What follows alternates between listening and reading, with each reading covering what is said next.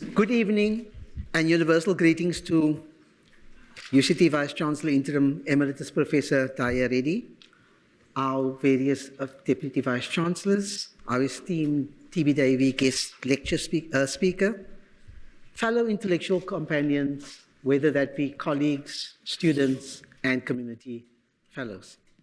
On behalf of the Academic Freedom Committee of UCT, I welcome you all to the 2023 TB Davie Memorial Lecture. As part of its commitment to academic and human freedom, the Academic Freedom Committee, on behalf of the University of Cape Town, annually invites distinguished speakers to deliver the annual TB Davie Memorial Lecture. This lecture was established by UCT students to commemorate the work of Thomas Benjamin Davie, Vice-Chancellor of this university between 1948 and 1955, and a defender of the principles of academic freedom. But as we start proceedings, I'd like to invite the Vice-Chancellor, Professor Hare, to do the formal welcome. Thank you. Thank you very much, Professor Badruddin.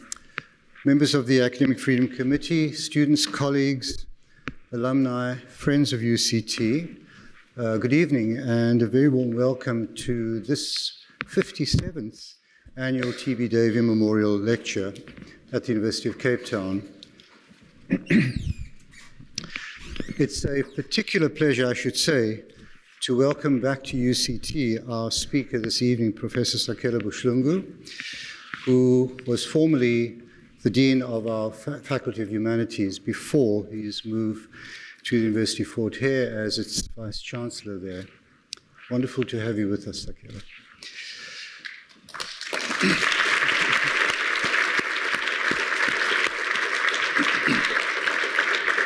So, as we've heard, the annual TB Davie Memorial Lecture carries the name of Professor Thomas Benjamin Davie, Vice-Chancellor at UCT from 1948 until his death in 1955.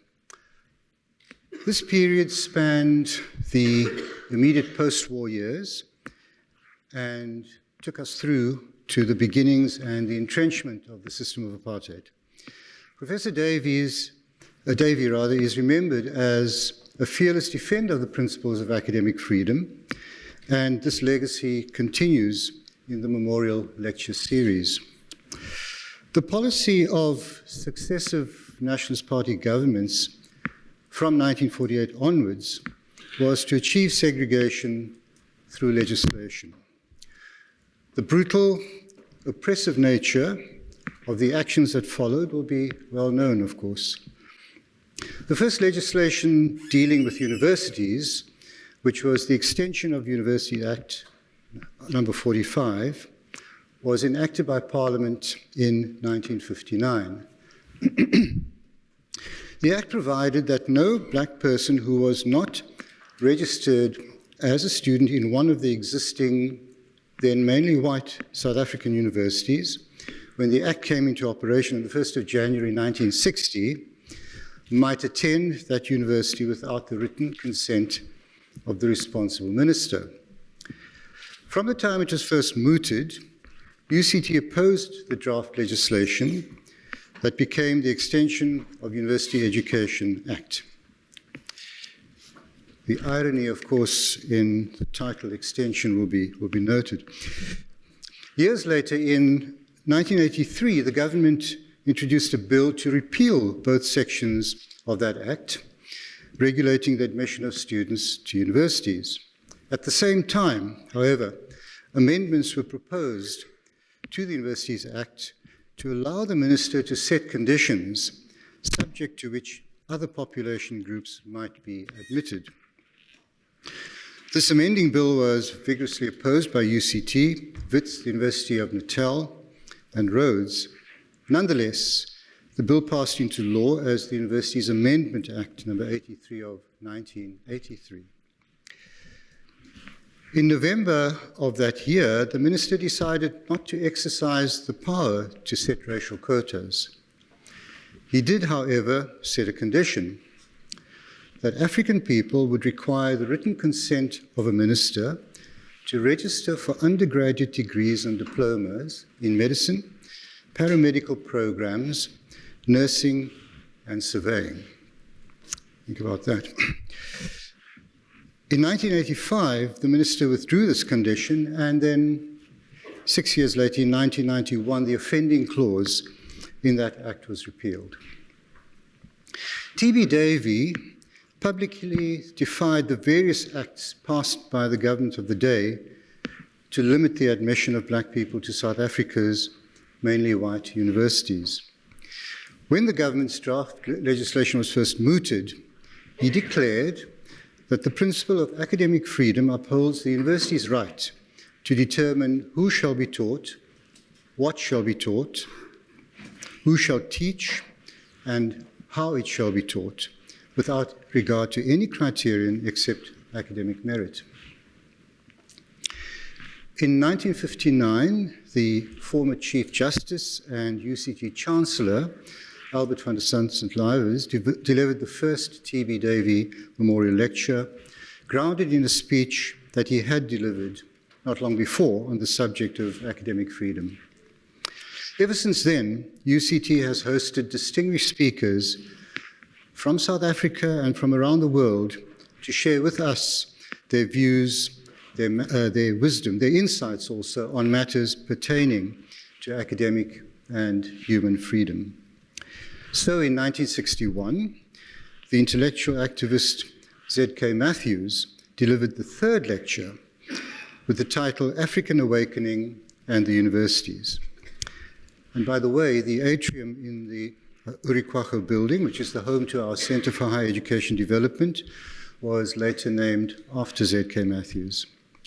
The guest speaker in 1999 was the Nigerian writer and Nobel laureate Wole Soyinka, who threw the spotlight back onto liberation, drawing attention to Africa's plight, a continent plagued by civil war, in his lecture with the title Arms and the Arts, a continent's unequal dialogue. Over the years, we've had other distinguished speakers, including the author Noam Chomsky, journalist and news editor Ferrell Haffajee, and struggle stalwarts Walter Sisulu, Helen Joseph, and Kada Asmal. So we may well ask, is the T.B. Davie Memorial Lecture still relevant in a time in which our Constitution and Bill of Rights afford us the protections that are encapsulated in T.B. Davie's formulation of academic freedom? Well, we live in a world, and here I refer not by any means only to South Africa, in which academic freedom is at any given time under threat. In overt ways, from authoritarian governments bent on curbing dissent, in more subtle ways, with prescripts on what should be studied, what is deemed useful, and through the many obstacles to access to learning and study. As with any right, the privileges of and the right to academic freedom are accompanied by responsibilities, particularly for those of us who live and work in the world of academia. We have a responsibility, I believe, to be vigilant in protecting, upholding, and promoting the tenets of academic freedom. So the answer to the question about the relevance of the lecture series is an unequivocal yes, of course. The T.B. Davie Memorial Lecture provides us with an opportunity to reflect on what it is about, on our responsibilities, and to pause and take stock of the state of academic freedom. The annual T.B. Davie Memorial Lecture is hosted by the Academic Freedom Committee, which is a committee of council. And the lecture remains an important and special highlight of UCT's calendar. And it's wonderful, by the way, to be able to host the lecture in person this year for the first time in some years. This evening, Professor Buhlungu will speak in his capacity as the Vice-Chancellor of the University of Fort Hare in the Eastern Cape. He will offer his scholarly perspective of the university's place in the modern history of Africa. The University of Fort Hare has educated and trained alumni who went on to help shape post-colonial Africa, and South Africa in particular. Its alumni include national leaders such as Seretse Khama of Botswana, Yusuf Lula of Uganda, Zimbabwean President Robert Mugabe, and of course our own first democratically elected President Nelson Mandela, along with other South African leaders such as Govan Mbeki, Oliver Tambo, Mangosuthu Buthelezi, and Robert Sobukwe. Alumni of Fort Hare have distinguished themselves across a range of endeavors in medicine, literature, academia, and the arts. So, if you go on the university's website, it indicates, I quote, "Many forces have interacted in the Eastern Cape." Apartheid was one of those forces. Its effects have shaped many challenges that the University of Fort Hare, and indeed the country's higher education institutions, are contending with today. So I really do thank the chair and members of the Academic Freedom Committee for their valued commitment to academic freedom, for opening this UCT platform to other voices and viewpoints, and for inviting Professor Buhlungu to address us this evening.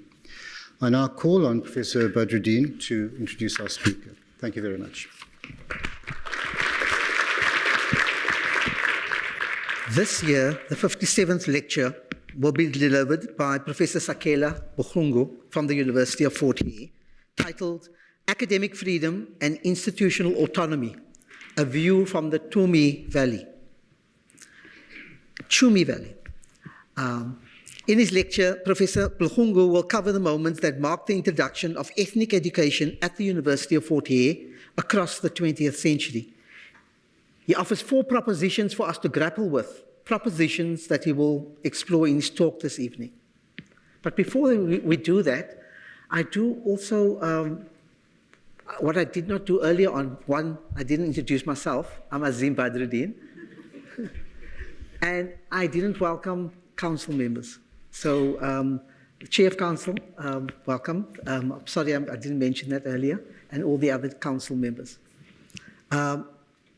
In terms of Professor Buhlungu, he's a professor of sociology and the current Vice-Chancellor of the University of Fort Hare.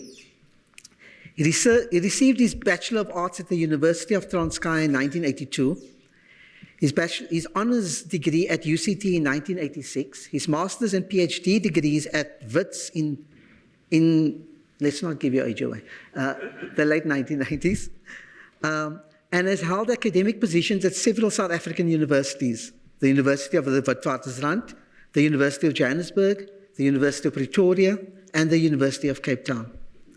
Before taking up his current employment or appointment at the University of Fort Hare, he was the Dean of Humanities at UCT. And what dean he was. So I think it's important for us to do that before you do your talk, to speak about your deanship at UCT. It was with, I think the only thing that we were happy about at the time was that you went to become the Vice-Chancellor of one of our esteemed black universities in South Africa, and to lead that university. And so we take this honor for you to return to UCT because we see you as a colleague and a friend. But before that, also I do need to note your background. Professor Buhlungu's PhD and scholarly work is in industrial sociology and labor studies. He has published extensively in his field, including peer-reviewed journal articles, chapters, books, and other newspaper articles, and presented at numerous international conferences and seminars. His monograph, The Paradox of Victory, Kasatu and the Democratic Transformation in South Africa, remains one of the most cited scholarly works in labor studies during the democratic transition in South Africa. Before his university career, and for me as a School of Education person, I always like to say this. Before his university career, Professor Buhlungu was a teacher at Manzama High School, and later a National Education Officer and Assistant General secretary of the Paper Printing, Wood and Allied Workers Union. He was also one of the founded writers of Casata's journal, The Shop Steward, and a regular contributor and editorial board member of the South African Labour Bulletin. I mention all these latter things because part of the talk tonight needs to be seen in the light of all the work that has come before. I invite you to the stage. Thanks.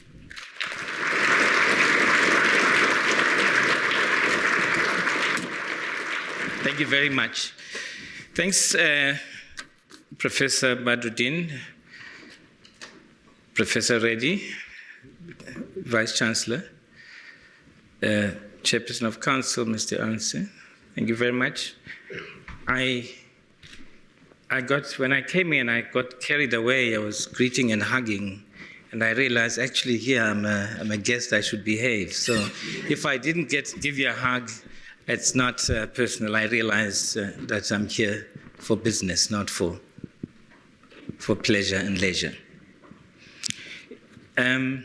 It gives me great pleasure to be here and to come back to UCT after 6 years, 7 months now.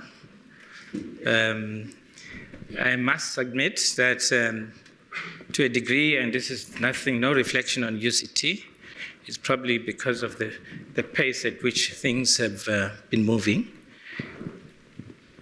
All those years, Azim, have kind of receded very rapidly because every hour, every day has been taken up by new things, new challenges, things I never knew could happen in a university, but also meeting exciting people in an environment that I used to know, but an environment which, after living outside the province for nearly 30 years, I found had changed. It was different.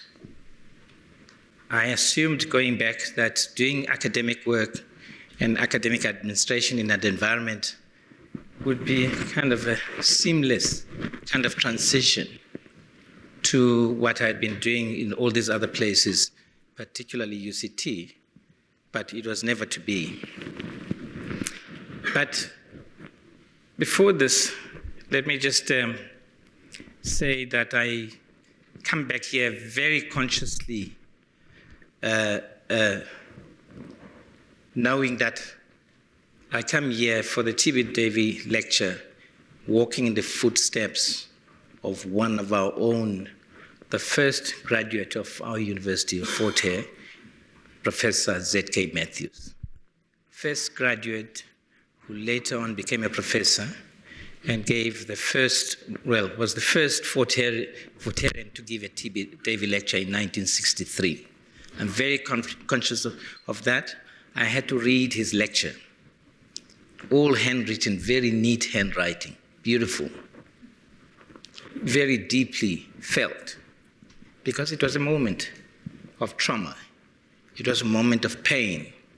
It was a moment of loss for the university. And so I begin with that. In the abstract, and I'm not going to be able to deliver everything that I have prepared, but in the abstract, I make sure that I use markers. The first marker is 1959. 1959. But also, just to go back a step to Professor Matthews. In a way, I'm using this presentation to let Z.K. Matthews speak to T.B. Davie. I'm using this moment to let Z.K. Matthews and Professor Raymond Barrow, the last Vice-Chancellor of Independent Fort Hare, who worked with Z.K. Matthews, I'm letting them speak to T.B. Davie. That's a very important thing. That's a very important thing. So 1959 was a moment of rapture for Fort Hare. The extension, so-called Extension of University Education Act, passed in that year, and of course, and very significantly, the University of Fort Hare Transfer Act, which consummated this act of injustice by literally taking Fort Hare on a platter and handing it over to the Department of Bantu Education, thereby transforming that institution into a civil service, into an arm of the civil service. And so it is an honor for me, therefore, to join this long list of illustrious speakers who have delivered the TB Davie Lecture since its inception some 64 years ago. I also want to, as I said, use this opportunity to pay homage to that feisty champion of academic freedom. Perhaps we have not done enough to acknowledge Z.K. Matthews as a champion, as a fighter of academic freedom and university autonomy. And I'll come back to that in a minute. As I said, Matthews was one of our first graduates, was the first graduate of the university in 1924. He left the university, became principal of Adams College, went overseas, got his master's degree, and returned in 1936 and served all the way until he was forced out by circumstances in 1959. And so I want to, therefore, let the two come together. And I think it's about time that historically we may have lapsed in this regard.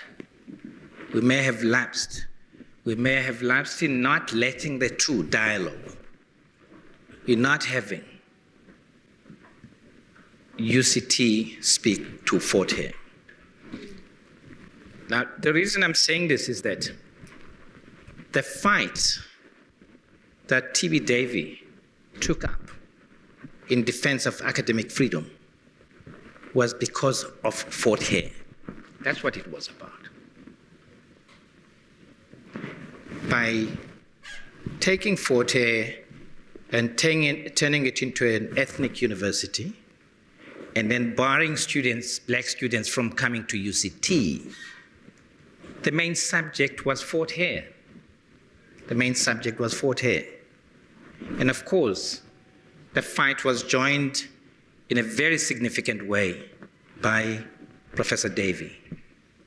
It was also joined to some extent by Wits, to a limited extent, Natal and Rhodes.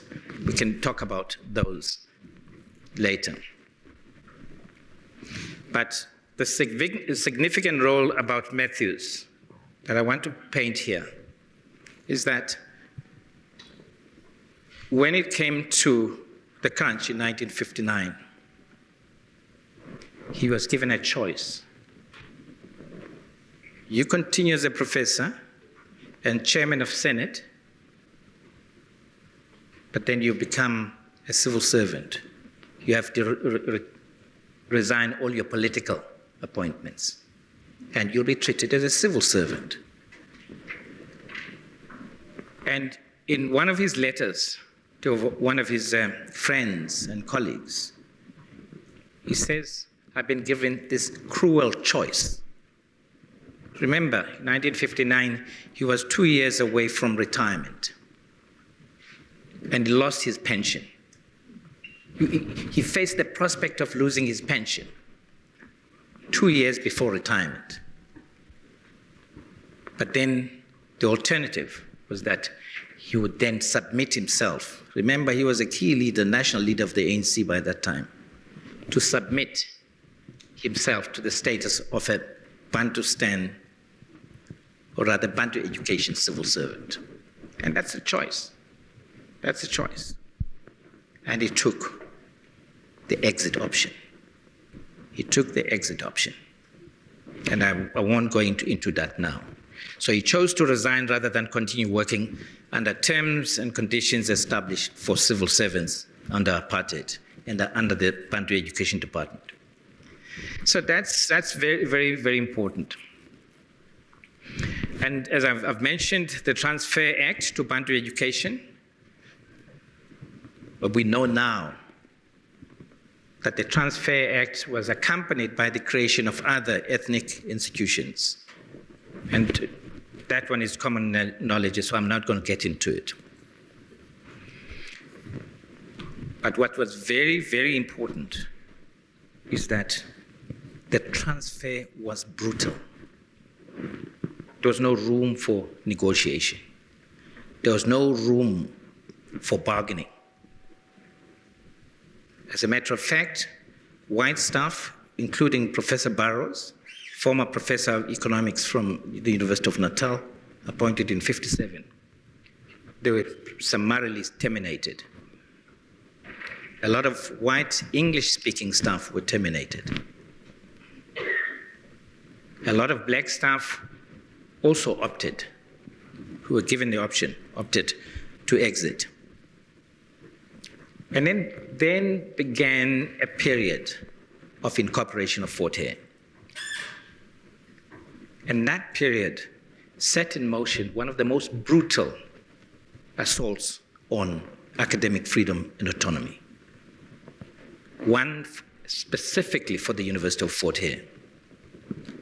A brood at Bonde, Professor Johannes Ross, was brought on board, and he started the process of turning the university into an apartheid instrument. The number of black academics dropped, the number of white Afrikaans academics rose, and administrators likewise. And so began a process of taming Fort Hare, domesticating Fort Hare, of tribalizing Fort Hare. The story is a very long one. Of course, Professor Ross had been handpicked to handle that transitional period. Another issue that happened is that in 1951 or thereabouts, Fort Hare had been transferred from UNISA, as a University College of UNISA, to Rhodes. But when the transfer of 1959 happened, they flipped it back again. It was moved out of Rhodes and was put under the thumb of UNISA. So all examinations, quality assurance, and ensuring that the project was a success was done under its time as a university college of UNISA. So that's what begins. But the second marker, very important, and every student in the 1960s, late 1960s, who went into Fort Hare will tell you with great pain and anguish about the second phase, the repressive administration that began in 1968. A second Broeder Bonde, Vice-Chancellor Rector, was brought on board, Professor Davie. Davie's tenure ushered in a new era of heavy-handed repression. No sooner had he landed than protests erupted in protest at his appointment. And he dismissed students, he expelled students.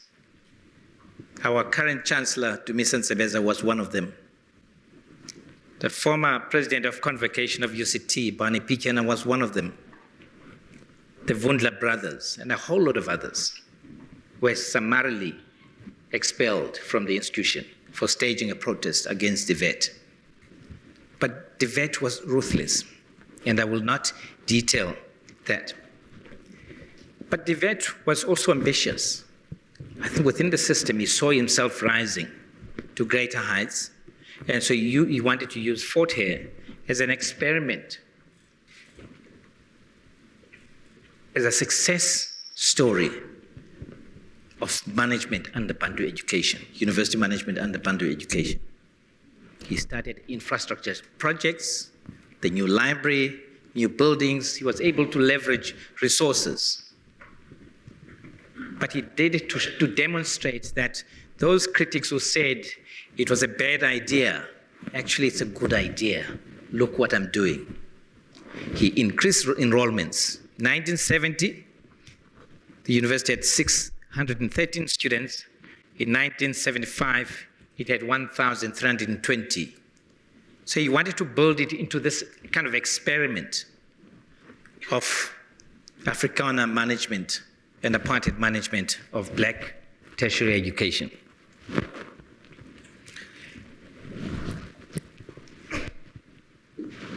The vet played a role in limiting academic freedom and reconciling the institution to the state and apartheid ideologies beyond doubt.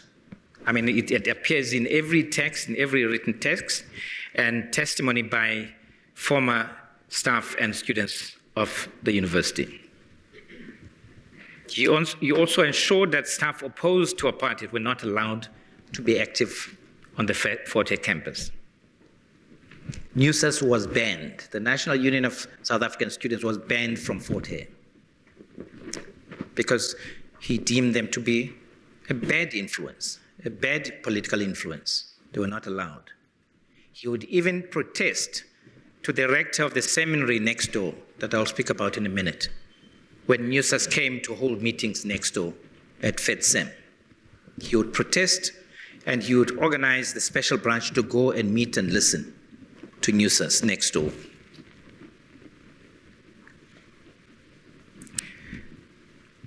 The vet's role and mission was to ensure that the apartheid government had a firm grip on Fort Hare, and that in conjunction with the Department of Bantu Education and the police, that grip never loosened. Police officers had untrammeled access to campus at any time.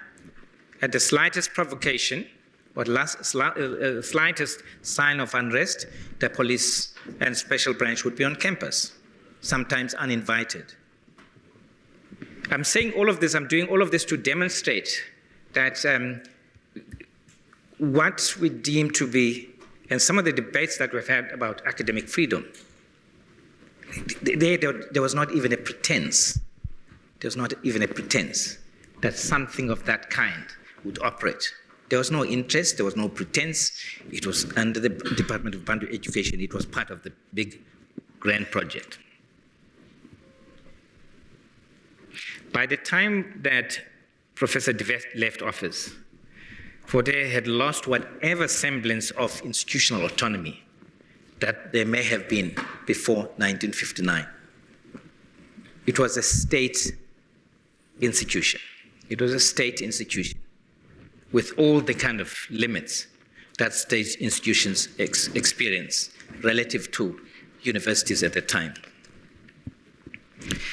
The next marker is that which may seem a little bit out of place or not related, but actually is directly related, is the expropriation of the Federal Seminary of Southern Africa, FedSem, next door. It came in, the seminary had been established in 1963 as a multi-denominational institution by the Methodists, the Anglicans, the Presbyterians, and the United Congregational Church in Alice. And it so happened that they shared a boundary, just a fence. On the eastern side, at the foot of Sandile's Kop, where the Stewart Memorial is, the seminary was there. What distinguished it, of course, was the architecture and the style of buildings. All face brick, same architect had designed them to look the same, even though there were different mini colleges within the seminary for the different denominations. It started thriving. It prided itself for being an open space for open debate. The 1972 Student Representative Council felt confident to write about the seminary. And I quote, "The seminary is one of the few places in South Africa where everybody can think freely, where speakers and experts in various fields from all parts of the world occasionally take the platform and share their ideas and experience. We are not afraid of other people's ideas because we feel qualified to judge for ourselves." That's the seminary right next door, across the fence. And incidentally, your former chairman of council, Archbishop Jongonkulu Ndungane, was a member of the Student Representative Council around that time. He was one of those who was heavily, very deeply involved. When I was leaving UCT, we had a chat, and he said to me, and I knew nothing about his history, he said one of his gripes with Fort Hare is how FedSem has been airbrushed out of the Fort Hare story. Now that I'm there, I understand it deeply and better. As a matter of fact, we're planning to have a colloquium precisely on that episode so that we can deal with it, so we can bring about closure, because it brought about a lot of hurt. Now, the issue then about academic freedom, or rather, let's look at it this way, the contrast between FedSem on the one side, an oasis of freedom and freedom of expression and free debate and so on, and just across the fence, Fort Hare, under the grip of the apartheid regime and the Broeder Bond. And when the police came into Fort Hare, the students would run across the fence into FedSem. And the teachers, lecturers of the seminary would form a human chain between the students and the police would retreat. And of course, that infuriated the vet. It infuriated the authorities. It became a source of serious friction, to the extent that in 1971, the vet made a bid for a hostile takeover of FedSem. He wrote a letter. He said, "We'll buy you out." And then, as time proceeded, FedSem said no. He came back and said, "We'll buy you out." He said no, because he wanted to get rid of them. They were a nuisance. Eventually, the National Department of Bantu Education said, "We'll buy you out. If you refuse, we'll just take you over without expropriation." The long and short of it is that in the end, FedSem was expropriated in 1974. The terms of the compensation were so skewed against the seminary. It was a takeover, hostile takeover, because it didn't fit in within the scheme of the grand project of apartheid higher education. In 1975, and this is Archbishop Njongolo Ndongane's sore point, which I understand so much better today. In 1975, it was handed over, it was annexed forcefully to Fort Hare. It's now part of what we call East Campus. And many a student of today who passes through or lives on East Campus has no clue about that history. Because the way, and this is being self-critical, the way we as Fort Hare tell our story, we present this great, grand story of this iconic institution. And we simply gloss over all these kind of markers and these incursions into academic freedom and autonomy of the institution. If there was anything grand and iconic and great about Fort Hare, it came to a grinding halt in 1959. And that's very, very important that we understand. And so FedSem then was kicked out. The vet personally walked across and told them to move out as soon as possible. And the seminary moved out. They had nowhere to go. They squatted somewhere in Mthatha. They moved somewhere else to Mbali and ended up in Pietermaritzburg with a new campus. So that's how this operated. All of this operated and with very little attention. But thankfully, that history, there's been serious academic and scholarly excavation of that history. There's a new book now, or not so new, there's a book on the seminary itself, titled "The School That Caused All the Trouble." School that caused all the trouble. But the contrast between the seminary and Fort Hare is quite interesting, because actually what was iconic in the 1960s and the 1970s up to that point of rupture. What was iconic and what became an incubator for the Black consciousness movement was not Fort Hare. It was the seminary next door. Steve Biko used to hold court next door, and the Fort Hare students would walk across to meet him or to attend meetings there.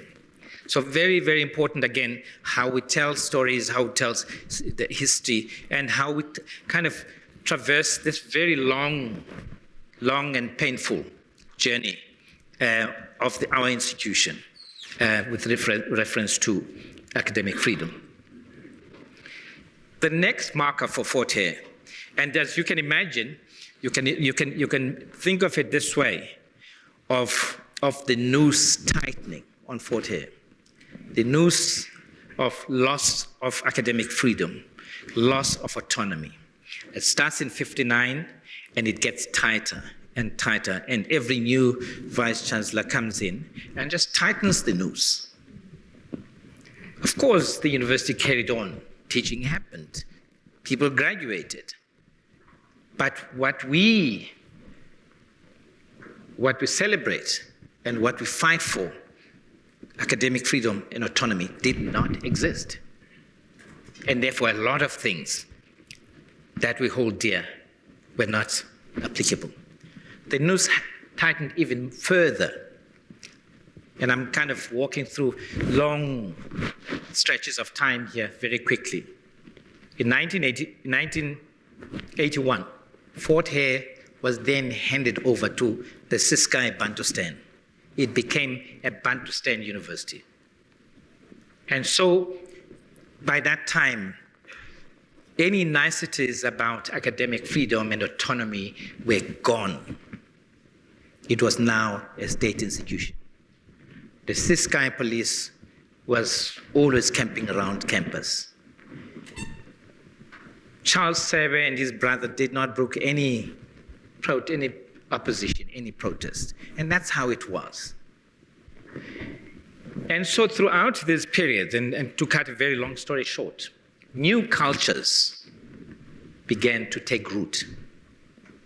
Civil service mentalities and cultures. Fraudulent kind of behaviors, corruption, nepotism, and all of that, starting with the Davie kind of regime, all the way through. They took root. And so you wonder today why we're starting off such a low base, just in terms of things, basic things, administration, governance, all these other things, stability. And you wonder why we have these perennial kind of episodes of protests. So,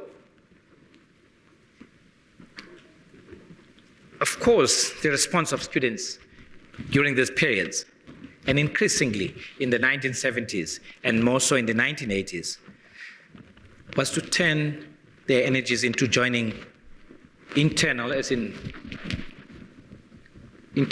as well as exiled movements. Black Consciousness Movement, the PAC, the ANC. And so this the struggle for freedom, the largest struggle for freedom, subsumed all other considerations. As a result, academic freedom at that point seemed a luxury when the Ciskei police would come and beat people up physically, or shoot them, or kill them. And so the bigger thing for students was then how do you get out of this? And so they joined the movements, they went into exile, and so on and so forth. And of course, the Lamprecht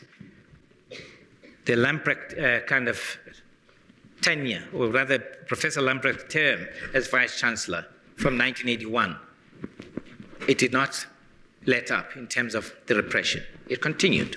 So that's where we are. So by 1990, the Fort Hare that you had was a shadow of the former institution that you had in 1958-59. It was a shadow of its former self. And that's very, very important. So while everybody was moving along, developing new ways of understanding and also engendering cultures of debates, free speech, free expression on campus. Time froze for Fort Hare. Time froze. And that's one of the things, had I known, I will not finish that sentence.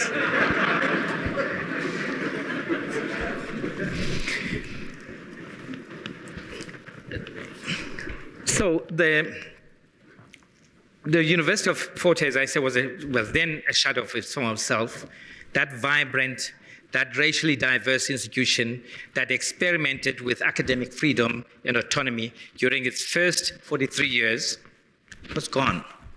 The period between 1959 and 1992 saw a consistent destruction of the institutional and academic fiber of Fort Hare and the diminution of its standing in the South African higher education system.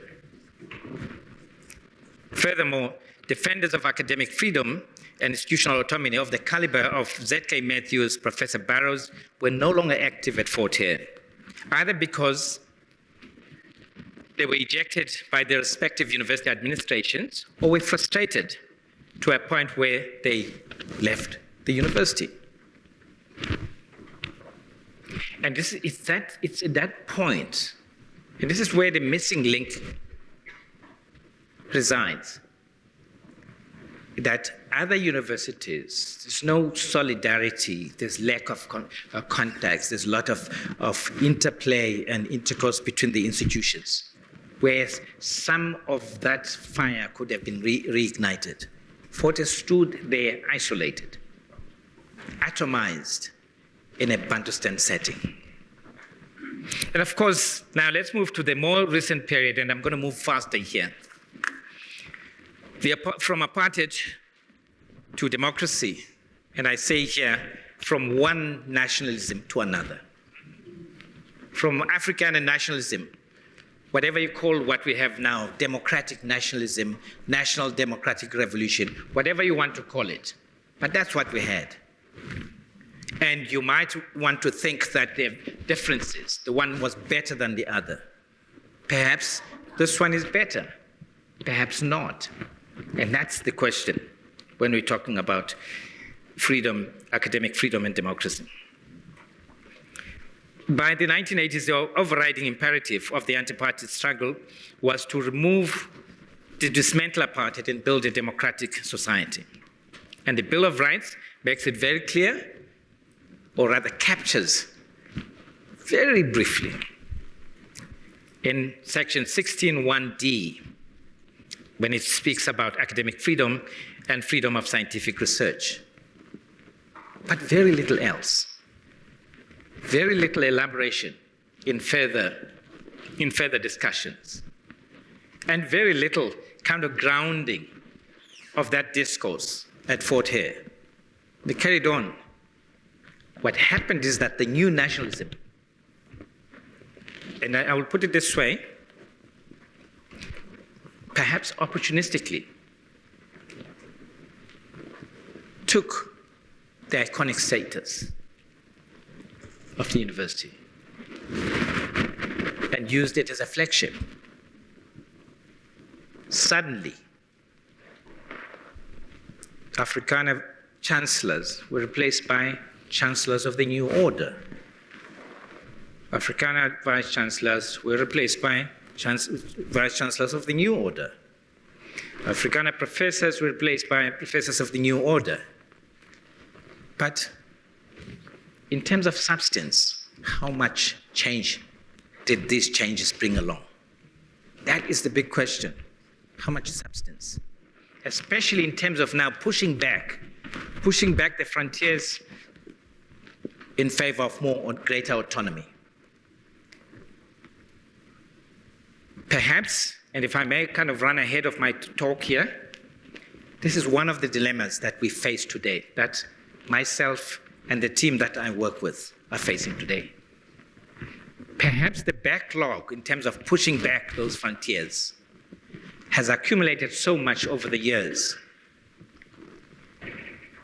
that any talk, any attempt to assert autonomy is now seen as opposition to the new nationalism.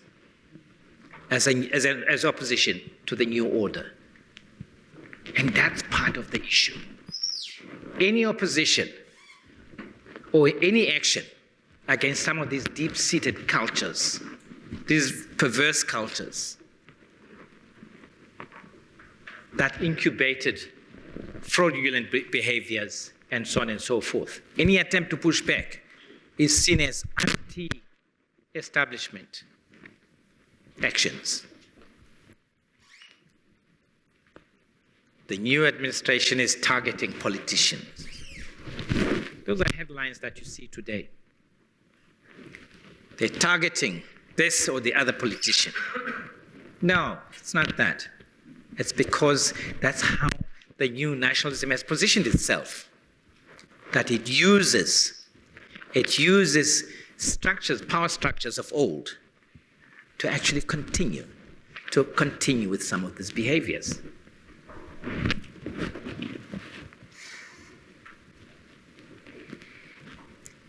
So the replacement of one set of functionaries, white, Afrikaner, National Party, Broederbond, by another set of functionaries, non-racial, mainly black, and mainly ANC, is what has happened. And underline mainly ANC. You go to Fort Hare today, you're not going to see any building named after, or any structure, any symbol named after a black consciousness leader. You're not going to find it. Go to Fort Hare. The only kind of symbolic gesture to the PAC is Sobukwe Walk across Freedom Square. There's no building, there's no structure, there's no street named after any leader of any other political current. So there's kind of this narrowing. This narrowing has closed off opportunities for pushing back and asserting academic freedom, also for our students, to think about the institution, to think about questioning and debate in new and exciting way. So this so-called co-option, therefore, of the institution is something that really needs to be debated. And people are, and I always find it very strange that no one is willing to step forward and name it. And name it.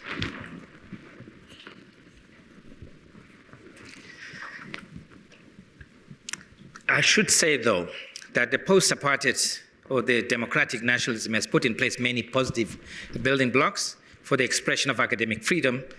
At Fort Hare, for example, there is now a more decent sense in relation to who teaches, what gets taught, and so on. It's not prescribed. I think there's relatively much more freedom. Relatively much more freedom. But the freedom of academic freedom, the flip side or the twin side to it is autonomy. And that's where the issue is right now. That you can debate, you can decide what to teach, but remember, you were a state institution. And we've never declared that you're now free to kind of be autonomous like other institutions. And I'll talk later about the impulse to intervene is much greater towards Fort Hare than it is towards UCT, if I may use your example. Huh? It's much greater. One thing happens at Fort Hare. There will be a letter flying in. About 2 months ago, there was an attempted arson at our sports complex. There was a fire. Damage, about 500,000. There was a letter the following day. We need a report from Pretoria. We need a report about that fire.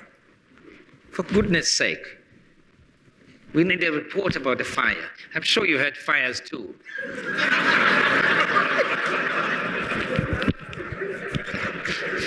But I'm sure Professor Reddy has never received a letter kind of flying in following Monday.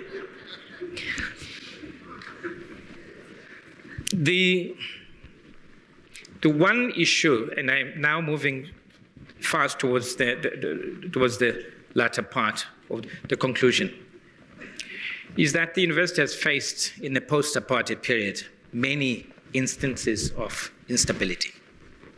As a matter of fact, if you were to wake someone up, middle of their sleep, and to say, UCT Vets Fort Hare instability match, it would be easy. Fort Hare. Fort Hare equals instability. Instability equals Fort Hare. In the public imagination, that's how it's been. Of course, we haven't had a strike in the last 4 years at Fort Hare, since 2020, since 2020. 2022, there was a protest at the beginning of the year, and I get a call from someone who should know better. I hear there's a strike at Fort Hare. Can you give us details? I said, are you sure this call was not intended for Wits University? Because we had no strike. But the person, just like that, thought Fort Hare was unrest. But of course, the one thing that is true is that the ungovernability of the 1990s got so deep and spilled over into the university so much. So the question then is this, and I'm trying to push ahead now forward. I joined the university on the 1st of February 2017. I had no prior preparation, no script. The manager in my office was in hospital having had surgery and was away for 2 months after my arrival. So there was, as you know, these days there's no filing cabinet in the office, and it's me and the laptop, and I'm supposed to run this thing. And the question then is this: was I handed a poison chalice? And did I accept a poison chalice? And that's the story. That's my story at Fort Hare. I think I've been asked this question myself. Of course, I've enjoyed every minute of my time. Just to settle your thing. I enjoyed every minute, despite all the turbulence. But I get asked this question all the time. Had you known, would you have signed on the dotted line? I ask myself that question too. Had I known, would I still had another 2 years of my 5-year fixed-term contract here. So I asked myself, was it a foolish thing to do? Was it, did I make a mistake? And I always kind of reserve the answer to myself. So don't even ask me that. However, the one thing I can say, I've learned a lot of lessons, life lessons. I wish I had learned some of this earlier. Lessons about institutions, about people, about governance, about segmentation in our sector, and about how universities are equal, but some universities are more equal than others. About how that is perpetuated not just by the members of general public, but by colleagues in the sector. Now, when COVID started, I'll tell this one story. It's not in the paper. When COVID started, so we all scrambled, all 26 VCs at USAF. We came together, and some of the Vice-Chancellor was very upbeat. March 26, fine. 15 April, we bring our students back. We're going to teach. I raised my hand. I said, oh, wait, hang on. Aren't we supposed to move together and kind of strategize together? One VC, whose name shall never be revealed, raised their hand and says, we are not going to work to the lowest common denominator. So basically, that's what happened. When I left this university and went to Fort Hare and met officials from the National Department, I mean now mid to higher level officials, I gained the distinct impression they had given up on the institution. They had given up on the institution. They had given up. I was told, offline of course, that infrastructures of corruption were put down by X. X and Y have left, but the infrastructures are still in place. And by implication, the person is saying, you must get rid of the infrastructure. I thought to myself, but you are the department. If you know the infrastructure is still in place for corruption and fraud and all of these things. And of course, so what are the issues then about Forte? I inherited a fragile institution, fragile financially, fragile administratively, unstable power structures. There was no premium put on matters of academic freedom and autonomy. That was not the issue. The independent assessors that were appointed by the Minister Pando in 2019 reported, and they said there's a distinct set of mindset that saw the university as a cash cow. As a cash cow. And that operated at all levels of the institution as a cash cow. You go there to loot, to steal, to extract. If you can extract 3,000, fine. You extract 20,000, even better, and so on. So one inherited a very fragile institution. I think one thing in Jonathan Janssen's book, he makes reference to what he calls the long shadow of history in campus politics. I think that describes Forte very aptly.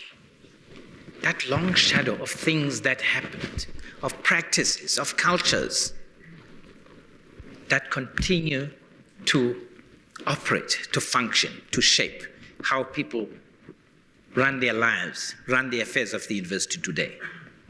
And that's what one has to contend with. Jonathan also makes the point that for some, the university, and he's talking general, he's talking the university in abstract in general, the university had become a concentrated and exploitable resource. Concentrated and exploitable resource. That's the university I found. It was a resource. And so, by implication, by coming from UCT and thinking, okay, here's an opportunity for an experiment in transformation, I rendered myself, without knowing, I rendered myself a target for the pushback. At first, I thought the pushback was just going to be, okay, there's going to be a march, there's going to be a memorandum, I'll sign and push it into the drawer and forget and carry on, and so on and so forth.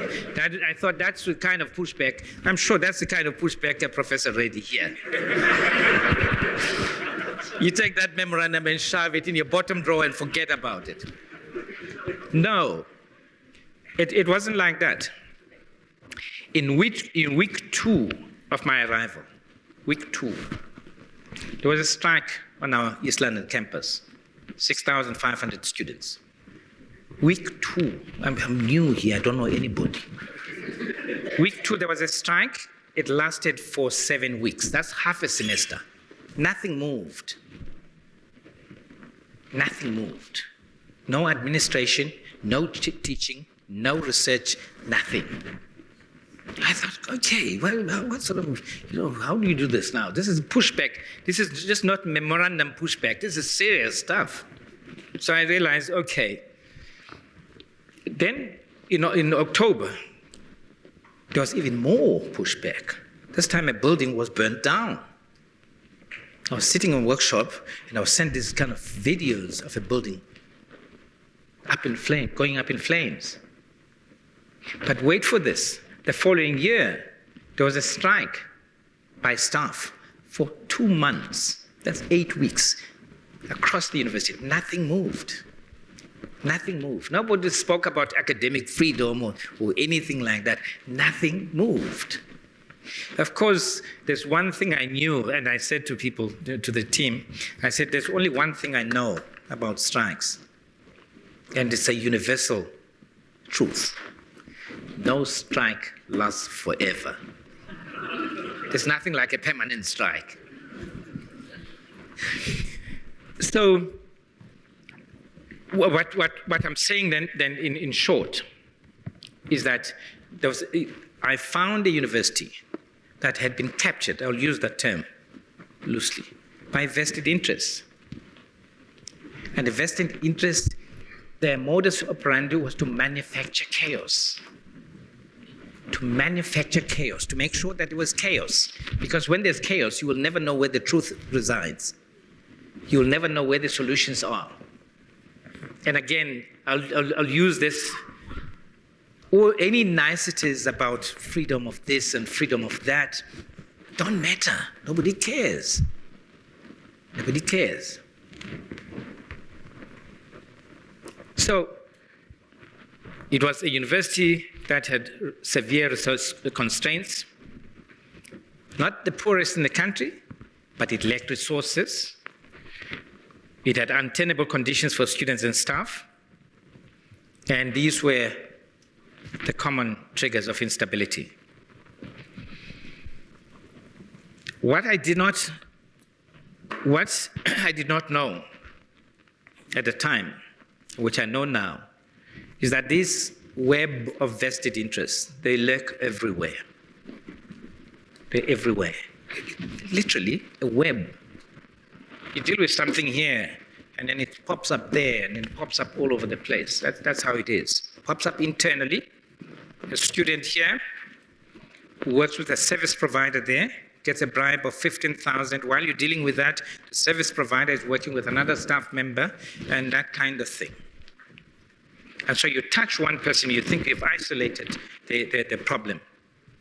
But you get outrage, you get pushback from a much wider set of people. Many participants are known to the university and the media and the general public, but there are many who operate behind the scenes, using money to buy protests, or buy protesters, who use promises of positions of power and jobs so that there's perpetual chaos and crisis.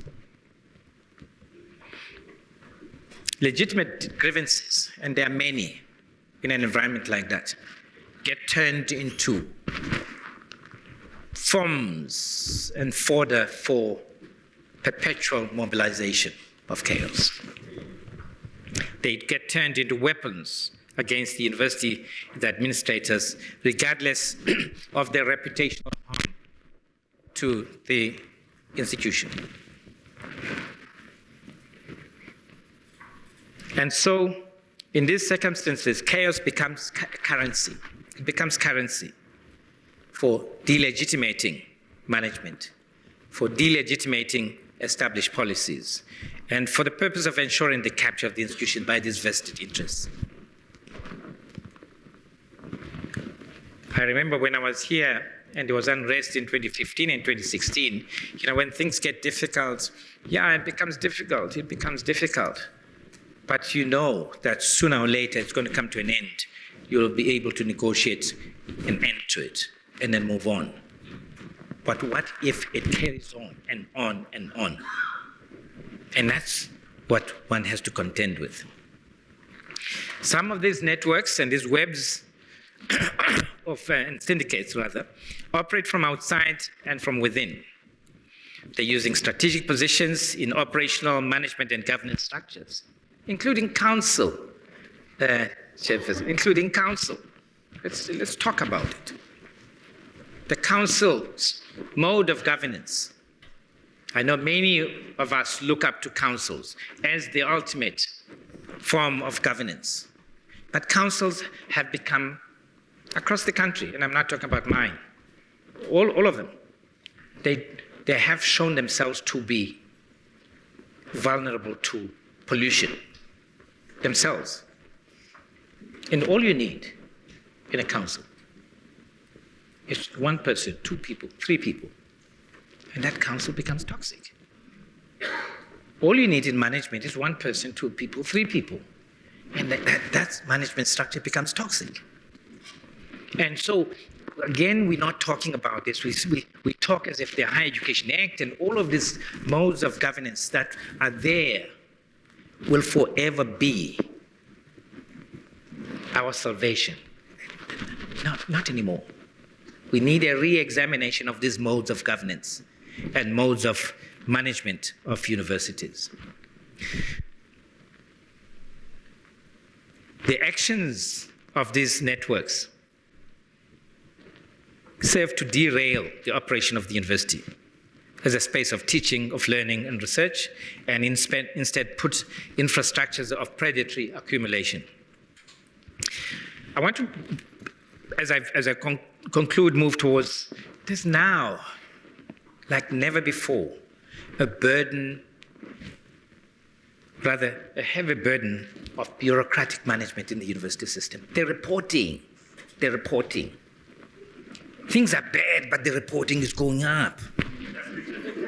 You do the annual reports, the midterm report, you do this other report, and the other reports. Just before you did it, tell us how many NSFAS students you have. Just when you do that, tell us how many of them, it never ends. But it's not confined to the department, to the line department. Next week, we're going to be here in Cape Town, in Parliament. And now let me go back. In 2019, we were in Parliament within a month and a half, twice, towards the end of the year. And then we were called again for the third time in March, and we were saved by COVID. The third time. We've now been called again. We're going next week on the 30th.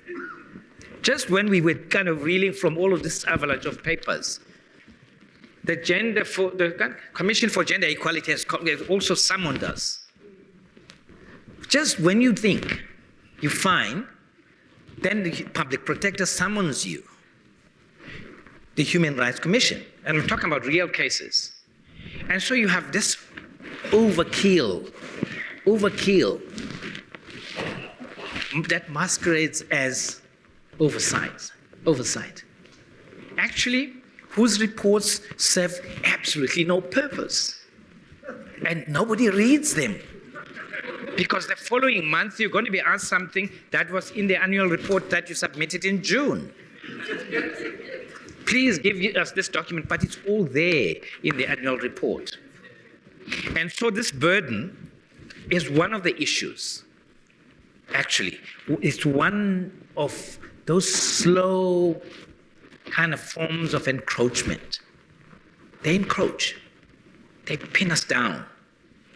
They pin us down with really non-essential administration and non-essential paperwork. And they put a burden on our very scarce administrative and personnel resources.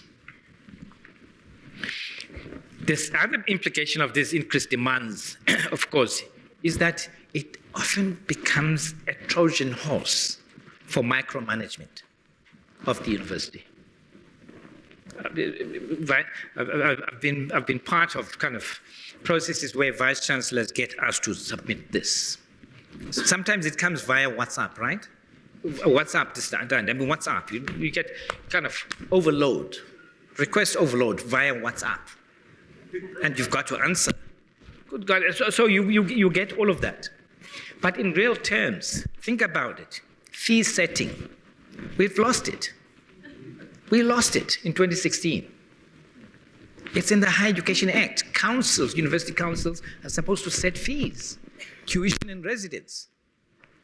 But no, in 2016, the then president made a kind of a proclamation or whatever, an announcement, and fee setting was suddenly kind of clawed back to Pretoria. We can't even budget properly now because we have to wait for the ministerial letter. And where is the autonomy there? But what it does also is it means now the disparity, and I'm speaking from this side, I'm speaking from the Thyume Valley side. is that the gap between the resource universities, and it increases. A 5% tuition fee for UCT and a 5% tuition fee for Fort Hare means that the gap widens. And the same goes for residence fees. And NSFAS will subsidize your more expensive degree in the way that they subsidize our less expensive or cheap degree. And nobody talks about those things. Nobody talks about those things. So this loss of autonomy has got many, or rather multiple, implications.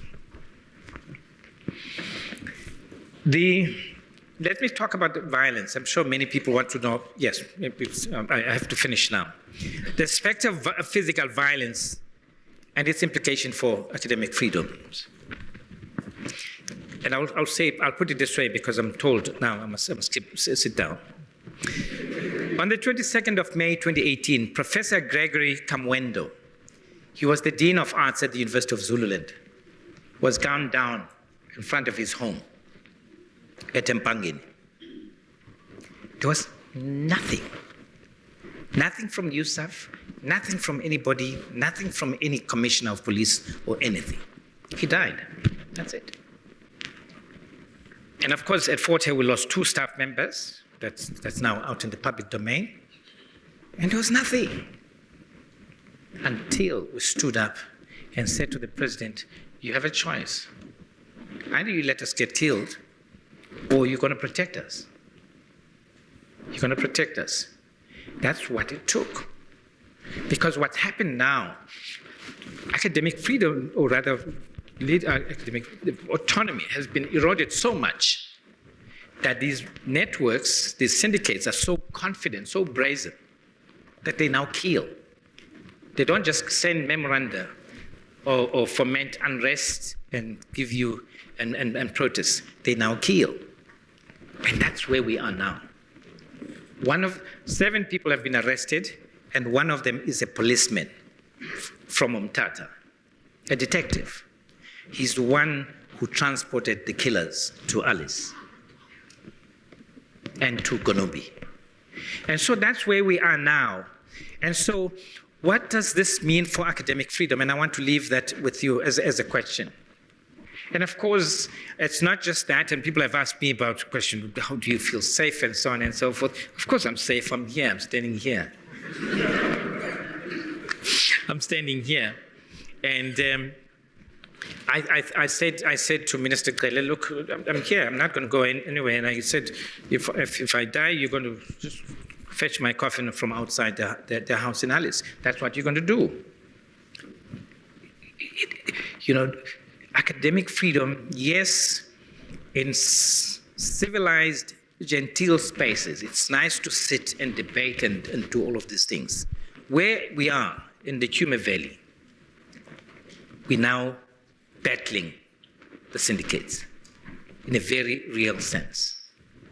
We're battling them with ideas, with words. They're battling us with guns. With guns. So, I've said then, academic freedom, we should know, this very quickly. It means different things to different people. And I think we should move away from this homogenized notion that there's one definition of academic freedom for UCT, for everybody. No, it means different things. It's shaped by our different histories. And we come from a particular history that has kind of killed the soul, the fiber of our institution since 1959. And the roots of the violence and the killings and what you see ventilated on TV today, you can see it originates from there. And so let's be mindful and let's open up these notions of academic freedom, of autonomy, because they're different. The second thing is this, that you cannot have, in this day and age, academic freedom in one institution. Remember they say you can't have socialism in one country? Some of you will remember. You can't have academic freedom in one university. It's meaningless. It's meaningless because that day will come for you as well. That day will come for you as well. The armed thugs will come to you as well. They will come. They'll find their way. They've depleted the state-owned companies. They've depleted national government. They've done the provinces. They've done the municipalities. They've done the water boards. They've done the weather bureau. They've done everything. The only thing that remains now is the universities. And they've done with Fort Hare. Watch.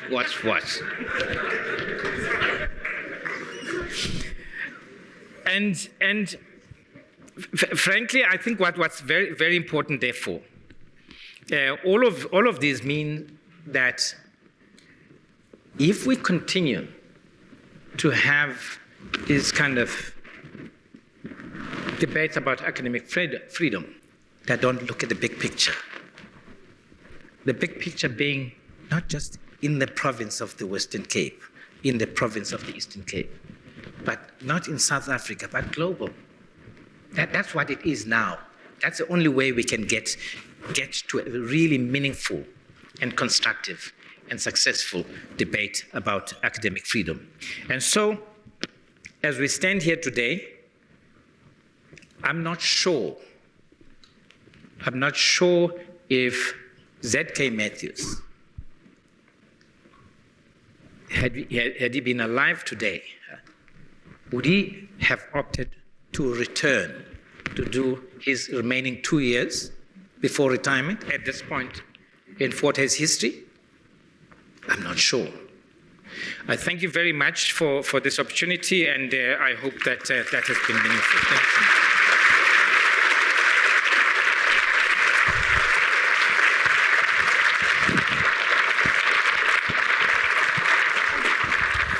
Hello.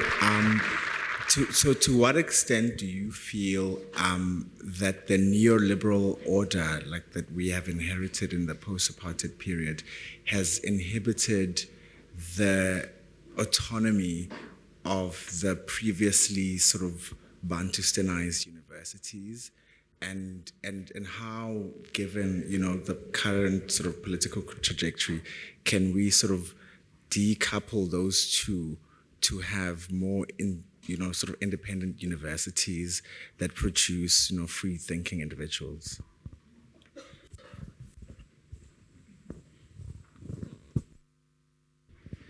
Can I give you a proposition? Because I was really interested how you ended.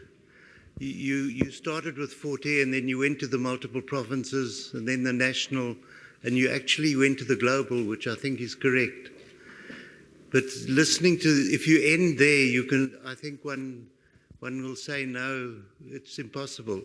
So if I could propose, it would be actually really important for Z.K. Matthews to come back and do his last 2 years at Fort Hare.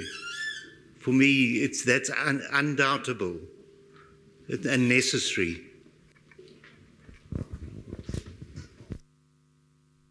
Thank you, Prof. The last time you left, we were busy fighting over meat in humanities, whether or not should we be allowed to eat meat in our functions or not. But we're in here in a different spirit. And also just to acknowledge that you stood in a time where so many could, I don't think our dear Vice-Chancellor, in the heat of a bullet and bodyguards would have stand the job. So for staying in Fort Hare, you have actually affirmed the spirit of fighting even when there is resistance. So I want to thank you for that. But having spoke about fighting and resistance, I like the presupposition that post-1994, there's been people who were interested to make the university as a cash flow. But in reverse, academic freedom has also been made as a stepping stone to gain or refuse transformation genuinely in supposedly white universities. And I wonder the questions of autonomy and the questions of independence in a historically white university where people who, whenever they want to push transformative issues, they're constantly deliberately targeted with their jobs, and they constantly get fired precisely because they want to change the institutional structure. So I'm thinking now between Eastern Cape and Cape Town, what lessons can we draw in the refusal of change, whether it's a refusal to make Fort 10 autonomic, independent university, or the refusal of the university to reflect the demographics and the intellectual culture of South Africa as a whole. So which one do we take home, and how could we draw lessons between the two? Thank you. I have so much respect for you and I admire your principles. And my question is simple. How can we help? What can we do? Because the disparities are so evident in every sphere in higher education. So what is it that we can do as a collective?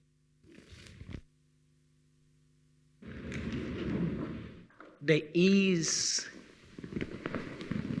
a visible, you could even say tangible breakdown in law and order. For all of these freedoms to apply and prevail, you need a sense that there's a last line of defense. There's a last line of defense. But if the policeman or policewoman has a price, if the CCMA commissioner has a price, if the police general has a price, if the magistrate has a price, in other words, can be bought, if the judge can be bought,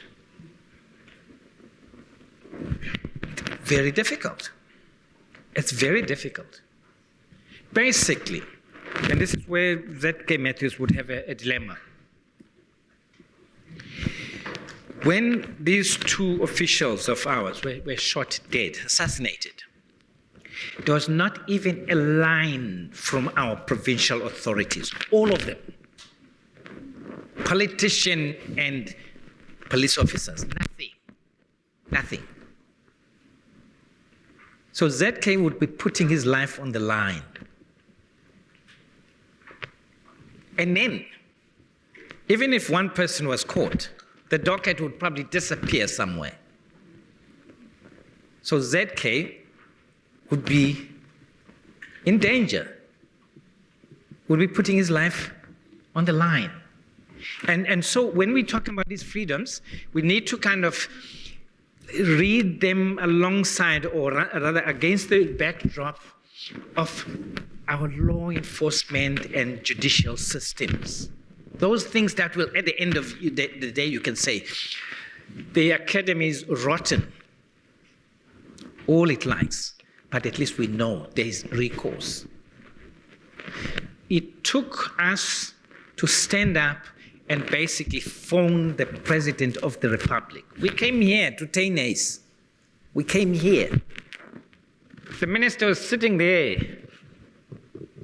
but we spoke to the President of the country. The President had to then instruct a minister to set up a special task team from out of province, Dave, out of province. Because in the province, there's a shroud of secrecy and avoidance of anything to do with Fort Hare. And so, it's not an easy one. Let's take the neoliberal economic order and how it has, and no doubt, it will. But it will do to all institutions. It will do to all institutions. And so it will do to yours, it will do to others. But in our case, the manifestation of that neoliberal kind of impulse is not far. It doesn't sit at the World Bank. It doesn't sit in New York. It doesn't even sit in Johannesburg. It sits with a small operator, the small service provider, who's willing to buy people, to bribe people, to get access. That's what it is. And so if they can't buy you, yes, that's one of the things about you You buy commodities, you buy services, you buy people. If they can't buy you, they take you out. One of the things that they tried to do with the protector, the one who was killed, right? They tried to bribe him, and he refused. And so we live in a world where things can be bought and sold. Yes, it inhibits freedom, but most importantly, what happens? Let me put it differently. Let's put it differently. There's a stalemate right now about the direct payment system for student allowances. On the face of it, it may look like something completely removed from that neoliberal order that you're painting. But actually, it's not. It's actually not. You have 4 companies that are not registered financial services operators or institutions that are given multi-billion contracts to disperse monies to students. And what happens? We have a monumental disaster in our hands right now. And what happens? Students can't go to class. Students are hungry. Do you expect those students to get engaged in kind of free inquiry and all of that? No, they're hungry. Things are very immediate. And so you are absolutely right. Some of those things, they apply to fees, they apply to allowances, they apply to access to the system, and so on. So I think you're right, but we need to flesh your proposition out a little bit more. And also, we need to know that it's going to apply to different institutions differently. And I would really, really insist on that one. The world is not flat in higher education.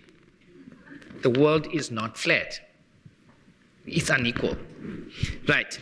Maskole, thank you very much. Good to see you. And the last time I remember us in this venue, it was a different kind of time altogether, but that's... You know, I think what we've got to come to terms with, and this for me has been a kind of one of the biggest lessons for me. And there are many people who say, hey, you left a cushy, comfortable, easy autopilot job at UCT. And you came to this. So my shorthand answer to you is that there are no easy answers and there are no easy institutions. Every institution has got its own challenges. The thing about us romanticizing this kind of institution and condemning the other, by comparing them, putting one next to each other, is not particularly helpful. Your job is to win victories here. And those victories will be won, unfortunately now, they'll be won through the power of argument and debate and evidence. And if there's an impulse that seems to want to entrench white privilege, as you seem to suggest, and resist transformation, and that academic freedom, then that's an abuse of academic freedom. That's an abuse of academic freedom. Let's put it this way. If you don't own academic freedom, somebody else is going to take it and own it. And they will use it against you. I'm just putting it very crudely here. Academic freedom is something that can be used by you to win certain things. You give it your own stamp. Don't let these kind of find your own way in what it means to you. What it means to you as Masetlole at UCT today. What does it mean to you? Not what it means to the authorities. Not even what it means to the Academic Freedom Committee. What does it mean to you? Give it your own definition. Contest that definition. Academic freedom is not something that's frozen in time, that is fossilized there for you to kind of take or leave. Academic freedom is something that you shape. You bring here, and look at all of you. You bring particular experiences. Sometimes you underestimate the power of those experiences to change institutions. And one of the things I discovered very soon after landing at Fort Hare is that I have these students here. Many people had written them off as violent, as this, as that, only to find that these are young people. Yeah, some of them younger than my children. And when I sit down with them in meaningful debates, you see different human beings there. You tap into their intellectual strengths. And that's what it is. You know this thing about transformation, I attended a Human Rights Commission workshop, and they're saying, yeah, hey, what's your... I said, transformation, don't give me that. Don't give me this template that you carry around from all these institutions. No, don't do that. I say, here on campus, when I walk and I meet students, it's very strange, and I have come to terms with it now. The students don't call me by my first name. That's one thing. They either call you VC or they call me Dada, which I've come to accept. Okay, fine. And then I said at this workshop, but Vice-Chancellor X at University Y, you would never find students calling them Dada, because it's that gap, that gap, if you don't narrow that gap. And it's incumbent on us as Vice-Chancellors to break that gap. Don't fear students. Bring them out. Bring them out. And so I think if you're going to be in that kind of thing where you think you're going to demolish, oppose, and sometimes you'll be opposing and demolishing straws.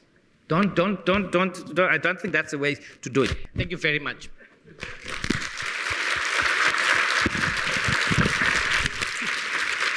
So I want to take the opportunity to thank Professor Buhlungu for his insightful and history. I got that, the history contribution tonight. You gave us a very rich context to much of the university landscape in South Africa and to the struggles of an important university like yourself that's tied to the whole history of South Africa. So I want to thank Professor Buhlungu, and we've got a gift for you. Thank you so much. Thank you so much.